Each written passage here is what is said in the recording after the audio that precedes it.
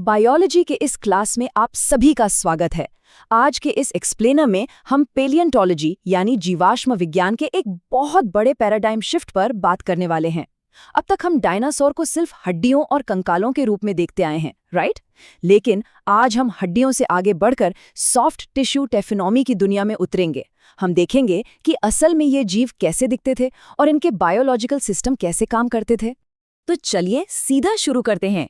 आज के इस एक्सप्लेनर में हम पहले जीवाश्म की सीमाओं को समझेंगे, फिर फॉसिलाइज्ड ममीज के रहस्य, पंख और इंसुलेशन, पिगमेंटेशन और कैमोफ्लाज, उनके स्वर और इंटरनल एनाटॉमी, और आखिर में डायनासोर के मॉडर्न पैराडाइम को डिकोड करेंगे। तो सबसे पहले बात करते हैं सामान्य जीवाश्मीकरण या फॉसिलाइजेशन की लिमिट्स की। जरा एक पल के लिए सोचिए, अगर भविष्य में वैज्ञानिकों को सिर्फ एक हाथी की खोपड़ी मिले तो क्या वो सिर्फ उस हड्डी को देखकर उसकी लंबी सूंड या उन विशाल कानों का सही अंदाजा लगा पाएंगे? शायद बिल्कुल नहीं। ये सवाल हमें बताता है कि जब सॉफ्ट टिश्यू यानी कोमल ऊतक संरक्षित नहीं हो पाते तो हम कितना सारा बायोलॉजिकल डेटा हमेशा के लिए खो देते हैं। और दशकों तक डायनासोर के साथ ठीक यही समस्या रही है। लेकिन फिर कुछ ऐसा मिला जिसने सब कुछ बदल दिया। हमारा अगला सेक्शन है द फॉसिलाइज्ड ममी अनोमली। अब इन दोनों तरह के जीवाश्मों के बीच का फर्क समझना बहुत जरूरी है। एक तरफ हमारे पास स्टैंडर्ड मिनरलाइज्ड फॉसिल्स हैं जो मूल रूप से चट्टानी सांचे हैं और काफी कॉमन है। वहीं दूसरी तरफ ममीकृत यानी ममीफाइड स्पेसिमेंस हैं जो सच में किसी बायोलॉजिकल टाइम कैप्सूल की तरह काम करते हैं। इनमें सॉफ्ट टिश्यू, स्किन और स्केल्स तक प्रिजर्व रहते हैं। ये टैफनोमी का एक अति दुर्लभ रूप है। इसका एक बेहतरीन उदाहरण है डकोटा। ये एक डायनासोर का पैर है और इसके प्रिजर्वेशन का लेवल हैरान करने वाला है। इसमें त्वचा की सटीक झुर्रियां, सिलवटें और यहाँ तक कि पैर के अंगूठे का जो नेचुरल झुकाव होता है ना, वो भी प्रिजर्व्ड है। यह हमें बताता है कि मम्मीफिकेशन किसी जानवर को बिल्कुल उसी रूप में कैद कर लेता है जैसा वो अपनी मौत के दिन दिखा होगा। और अगर डकोटा कमाल है तो जरा लियोनार्डो नाम के इस डक बिल्ड डायनासोर के बारे में सोचिए। इसमें सिर्फ हड्डियों पर लिपटी स्किन ही नहीं बल्कि मांसपेशियां और टेंडन्स भी साफ सुरक्षित मिले हैं। सबसे इंटरेस्टिंग बात तो ये है कि इसके पेट के अंदर का खाना तक सुरक्षित मिला है, फर्न, कॉनिफर और मैग्नोलिया के पत्ते। इसके अलावा इसके शरीर में 200 फॉसिलाइज्ड परजीवी भी पाए गए। इसके शरीर पर अलग अलग साइज के स्केल्स हमें इस बात का साफ हिंट देते हैं कि इन पर शायद ज़ेब्रा जैसी धारियां या कोई खास पैटर्न रहा होगा। ये सॉफ्ट टिश्यू हमें उनकी डाइट और इकोलॉजी के बारे में डायरेक्ट इंसाइट्स देता है। चलिए अब आगे बढ़ते हैं अपने अगले टॉपिक की तरफ, आवरण यानी पंख, इंसुलेशन और डिस्प्ले के लिए। एक समय था जब हम सोचते थे कि डायनासोर सिर्फ खुरदरी त्वचा वाले जीव थे, लेकिन नई खोजों ने इस सोच को पूरी तरह बदल दिया है। जरा इन दोनों के इवोल्यूशन को कंपेयर कीजिए।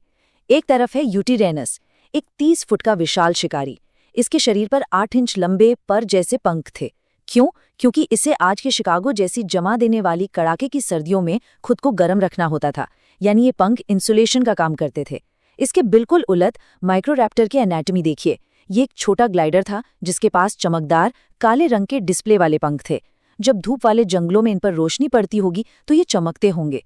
तो पंखों का विकास सिर्फ उड़ने के लिए नहीं बल्कि थर्मल रेगुलेशन और मेटिंग डिस्प्ले के लिए भी हुआ था। इसी बात से हम अपने अगले हिस्से पर आते हैं, पिगमेंटेशन और कैमोफ्लाज। अब आप सोच रहे होंगे कि क्या हम सच में जान सकते हैं कि डायनासोर किस रंग के थे? इसका जवाब है हाँ। एंकियोनिस नाम के इस डायनासोर को ही ले लीजिए।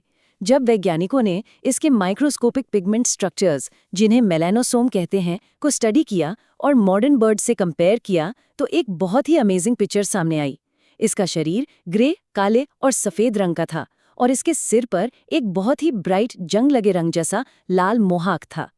इस तरह के वाइब्रेंट कलर्स का इस्तेमाल पक्का साथियों को अट्रैक्ट करने या दुश्मनों को डराने के लिए किया जाता होगा। लेकिन रंग हमेशा दिखावे के लिए नहीं होते, कभी कभी ये जान बचाने के काम भी आते हैं। यहाँ आता है काउंटर शेडिंग का कॉन्सेप्ट। ये एक ऐसा बायोलॉजिकल कैमोफ्लाज मैकेनिज्म है जिसमें जानवर की पीठ गहरे रंग की और निचला हिस्सा हल्के रंग का होता है। आज के हिरणों को सोचिए, यही सेम चीज हमें सिटाकोसॉरस नाम के डायनासोर में मिली है। ये उन्हें अपने एनवायरनमेंट में ब्लेंड होने में मदद करता था। ये सच में एक बहुत ही क्रिटिकल सर्वाइवल टूल था।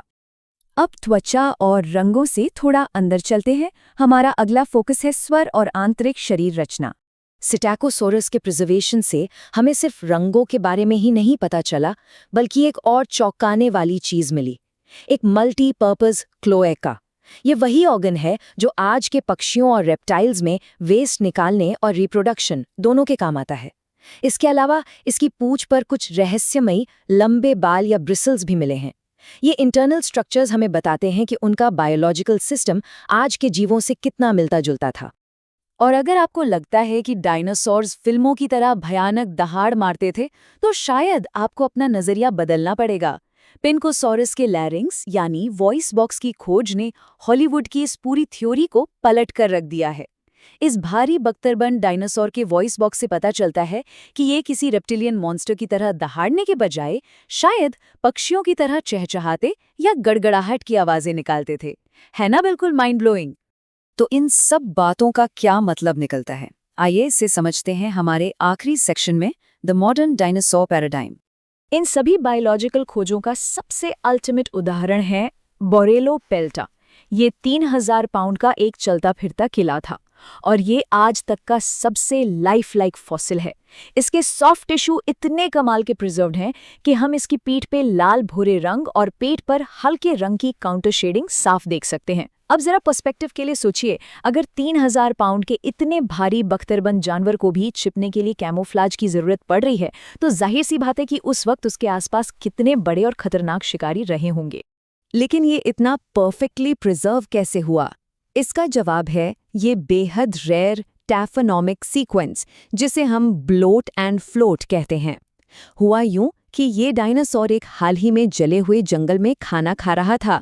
फिर शायद किसी बाढ़ में ये बहकर समुंदर में चला गया। मरने के बाद इसका शरीर गैस से फूल गया और कुछ समय तक पानी पर तैरता रहा, और फिर ये अपनी पीठ के बल समंदर के तल की कीचड़ में जा धंसा। इसी वजह से ये बायोलॉजिकल मार्बल आज हमारे सामने वक्त में जमा हुआ मौजूद है। तो इस पूरी क्लास का टेक अवे क्या है? इन सॉफ्ट टिश्यू फॉसिल्स ने पैलियोंटोलॉजी को देखने का हमारा पूरा नजरिया बदल दिया है। अब हम सिर्फ हड्डियों का ढांचा नहीं बनाते, बल्कि उनके पूरे बायोलॉजिकल मॉडल को रिकंस्ट्रक्ट कर सकते हैं। तो जाते जाते आपके लिए एक सवाल छोड़कर जा रहा हूं।